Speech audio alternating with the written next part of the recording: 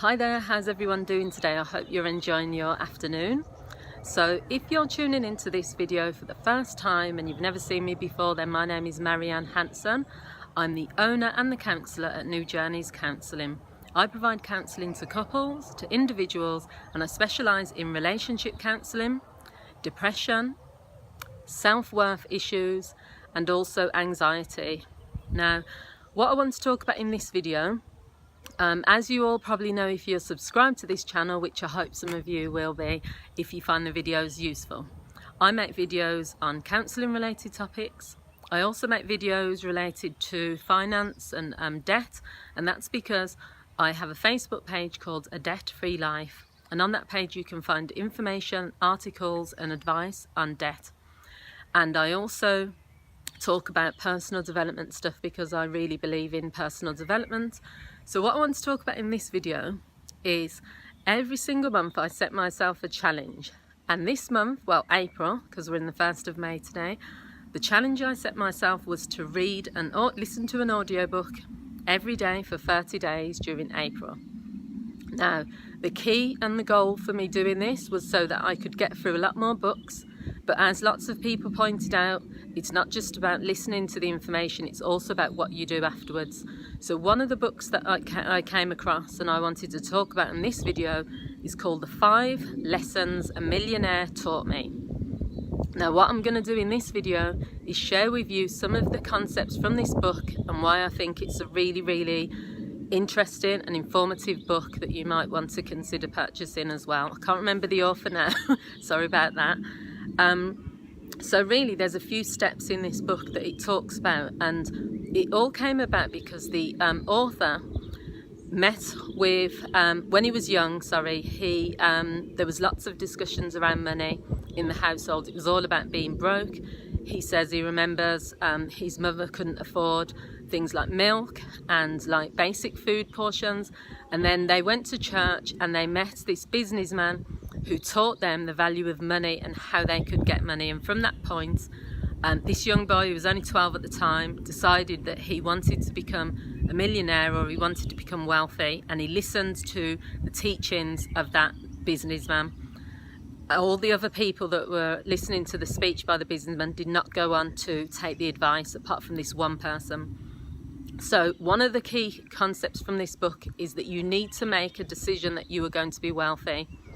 Now this might sound simple and basic, and you've probably heard this before in lots of other videos from lots of motivational speakers, but there are many people that complain about not having money, that whine about not having money, that see themselves as never being able to have money for whatever reason. You know, it doesn't happen to me, I'm not that type of person. But if you make a decision that you're going to become wealthy, then it's about you prioritizing that within your life. Someone told me something recently, and they were saying same thing about love and same thing about anything. If you make something a priority, it means you focus on it more, you have an action plan, and you take action towards it. It's not just about you saying I want to be rich, what are you doing about it? So it says that you also have to take responsibility for your money. This is another key concept. It says in the book, far too many of us are asleep at the wheel. If you don't control your money, someone else will. You need to know how much you have, where it's going, and how you're spending it. And he also talks about, this is a concept I've not heard before, what he said was people handing over their money to accountants, to investors, to their wife or their husband, and they're asking those people to take control of their money. You know, they're having too much trust in other people. So someone might give their money to an investor and say, look, I'm giving you £10,000, you invest it in the stocks that you believe will get me the most money. You're trusting their expertise. The problem with that is when that money then is lost, you can't blame the person because you've given them too much control. And similarly, if you're married or in a relationship, if you decide, my wife is taking control for the finances, if at any point a bill isn't paid or something goes wrong with the money, you cannot blame your wife because you've given her complete control. And it also says that that's a bit cowardly as well, because what that's doing is you don't have to take responsibility when you allow other people to. If your wife or husband is the main person who looks after the money in that household, you're putting the pressure on them to do all the work. but you're also not taking responsibility, because it's both of your money, so you should both have a hand and a say in where it goes. So it's saying here, many people's closets are more organised than their finances. And he says these are 3 steps, really 4 steps that you should take. The first step, to know how much money you have, you need to fill in an annual form which talks about your net worth. And that form should, whether you take it to an accountant or you do it yourself, it should lay out exactly what you earned, all the income and where it's come from. So me as a business owner, I have different businesses and contracts as an independent person, who I'll take contracts, social work contracts because I'm a social worker, coaching clients because I'm a coach, counselling clients, so there's money from that, and I'm a counselling supervisor, so there's money from there. Plus I create affirmations cards.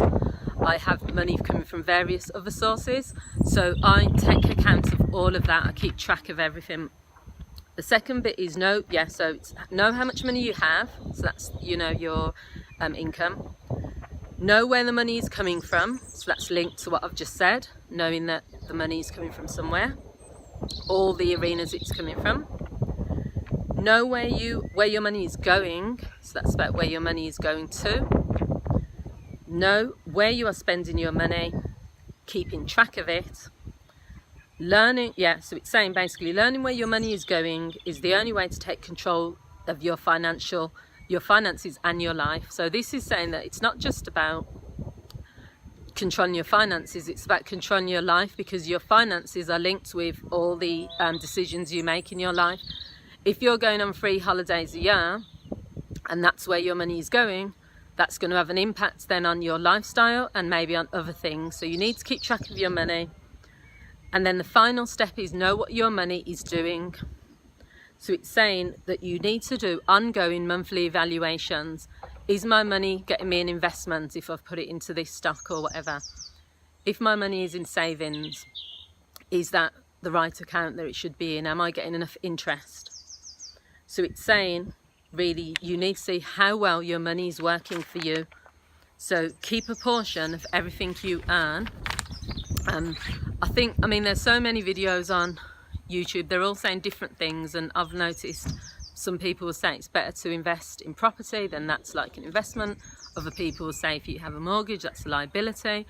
Some people will say it's best to save. Some people will say it's best to invest. You need to look at your own money in your own situation. That's what I would advise, and do what suits you and your family. Don't listen to other people, because it's your money. So as this book says, step 1, how much do you have?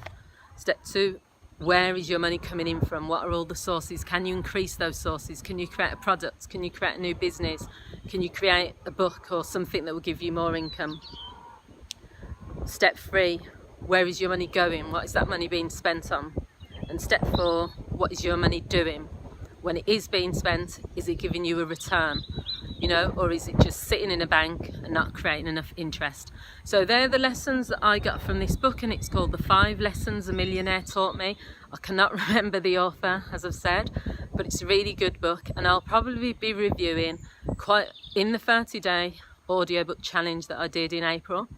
I got through quite a lot of books actually, so I'll probably be making more videos with a review of them.